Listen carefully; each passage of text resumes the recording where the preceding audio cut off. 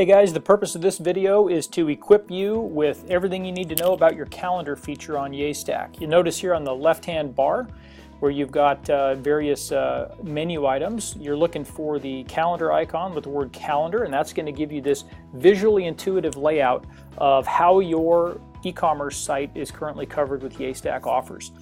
You'll notice here you've got some flag notifications up here on the top. You've got some action buttons here in the top right. Here you have the visual calendar highlighting in orange here where offers are currently scheduled, and in gray where there are no offers scheduled. And then over here it lists out what your current offer is, what your upcoming scheduled offers are, and then some action buttons related to them. So first thing, when we look at this calendar feature, you're going to notice again you've got dates that have already passed where offers have expired, are no longer valid. We're in the midst right now of this orange section right here, and you see we've got a gap in gray, meaning there's no offer from the 25th to the 10th that corresponds with this automatic notification up here that says you currently have a gap in your offers. You'll notice it says you also have another one from March 25th to 31st.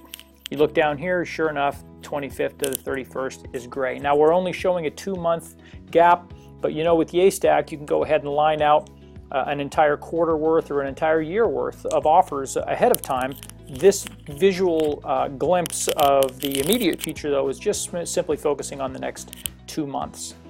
So when you see gaps like this, there's really two things that you can do as a business. You can either create a new offer by clicking on this new offer button in the top right and then giving it dates of between, in this case, February 25th and March 10th.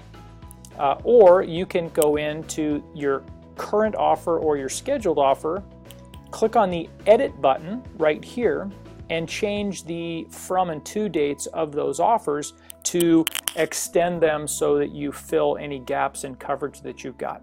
Just remember that any changes you make to those dates are going to need to be done on your point of sale system as well so that everything's fully integrated on your back end. Guys, I hope this was helpful. Make it a great day.